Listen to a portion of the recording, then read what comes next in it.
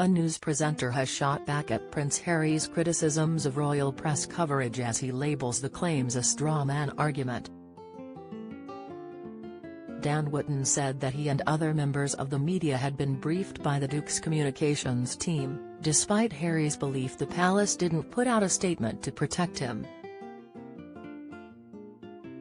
In a trailer for an upcoming interview with US-based outlet CBS, Harry claims he was betrayed by the royal family, due to briefings, leakings and planting of stories against me and my wife.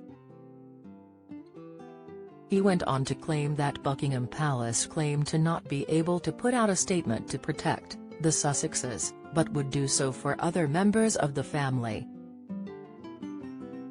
But Mr. Wootton claimed, Prince Harry's communications team briefed the media, including me, during him and Meghan's entire time in the royal family, right up to the Megxit story.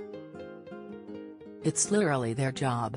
This is a straw man argument by the Sussexes. A straw man argument refers to intentionally misrepresenting an opposing viewpoint or person in order to make them easier to criticize. In the trailer, the Duke elaborated, the family motto is never complain, never explain, but it's just a motto. The 7 biggest bombshells from Prince Harry's book and interviews. What we know so far: Prince Harry has sat down for 2 media interviews ahead of the publication of his highly anticipated book, of which leaked excerpts suggest he has further grievances to air. Perhaps the biggest revelation so far was the physical altercation Harry alleges happened between him and Prince William. One snippet claimed Kate and William apparently howled with laughter at Harry's 2005 Nazi costume, while an interview clip showed Harry sees no future returning to the royal family. Royal family live. Fuming royal fans brand Harry Prince crybaby after bombshell claims. The countdown is officially on for the release of Prince Harry's bombshell memoir. And with some claims from the book already in the open, including an alleged physical altercation between Prince Harry and Prince William, royal fans have begun to give their opinion. One Twitter user, Lady Sonia Louise Ananth, referred to Harry as Prince Crybaby.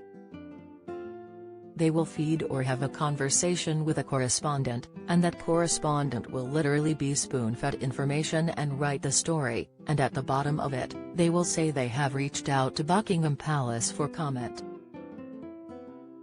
But the whole story is Buckingham Palace commenting.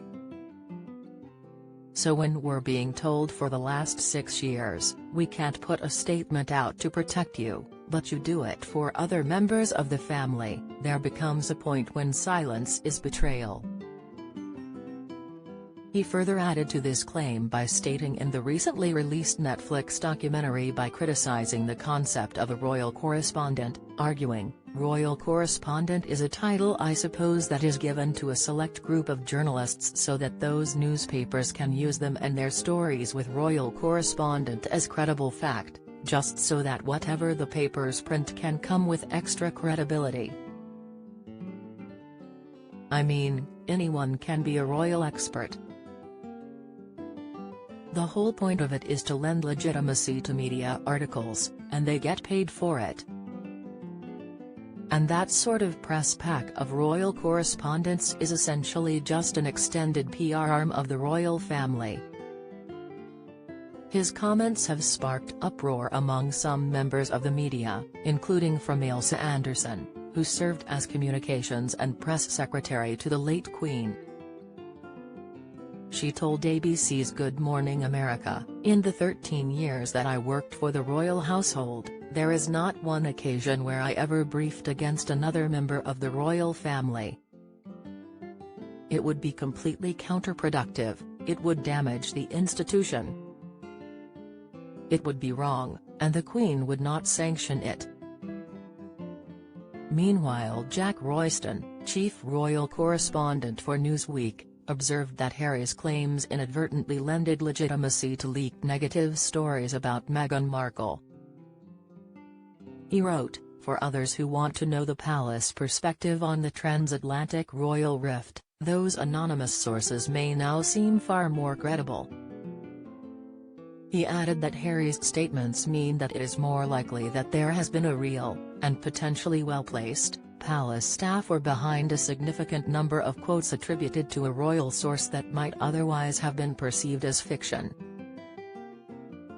That may bring back the focus on a number of other stories about the couple, including the December 2018 allegations that Meghan's staff found her difficult to work for.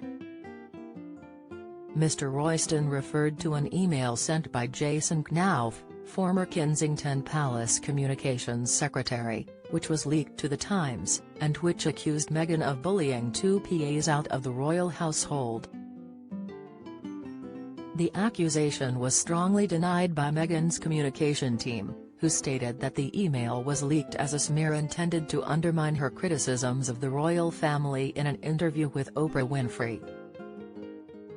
Another interview with Prince Harry, with ITV's Tom Bradby, will also be released this Sunday, a trailer for which indicates the Duke will similarly discuss press coverage of he and Meghan. After referring again to the leaking and planting of stories, the prince added, "I want a family, not an institution." He also said, "They feel as though it is better to keep us somehow as the villains." Express.co.uk is awaiting a comment from Buckingham Palace.